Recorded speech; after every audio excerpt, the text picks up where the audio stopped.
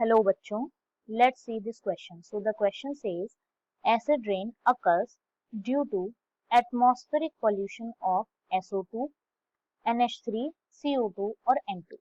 Okay, तो की concept में हम बात करेंगे किसके बारे में? एसिड रेन के बारे में. तो एसिड रेन बेसिकली क्या होता है?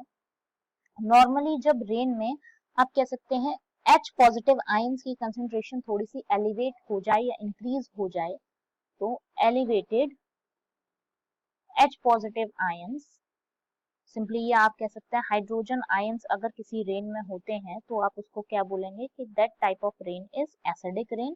और इस केस में आप कह सकते हैं कि जो पीएच है वो क्या हो जाता है, इसका डाउन हो जाता है. ठीक है, और लो पीएच आपका क्या होता है, बेसिकली एसिड.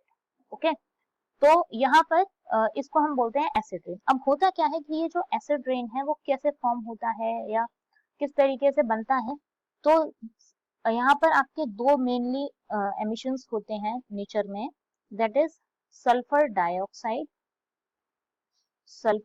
डाइऑक्साइड और साथ में नाइट्रोजन ऑक्साइड. इन दोनों का जो एमिशन है इनकी वजह से एसिड रेन फॉर्म होती है. ठीक है, तो क्या होता है सिंपली कि जब आपका SO2 पहले रिएक्ट करता है O3 के साथ and it form SO3 and O2, and then ये जो SO3 है ये रिएक्ट होता है वाटर के साथ जो रेन में है और बनाता है आपका sulphuric acid that is H2SO4 which actually causes acid rain. वहीं दूसरी तरफ नाइट्रोजन ऑक्साइड्स में N2O5 डायरेक्टली आपका रिएक्ट करता है किसके साथ, वाटर के साथ, और ये बनाता है nitric acid that is HNO3 and it also cause acid rain. तो हमारे पास जो दो मेन गैसेस हो गए, एक तो कौन सी है SO2 and another one is N2O5. So the most appropriate answer of this question is option number 1, that is SO2. I hope you understand this question. Best of luck.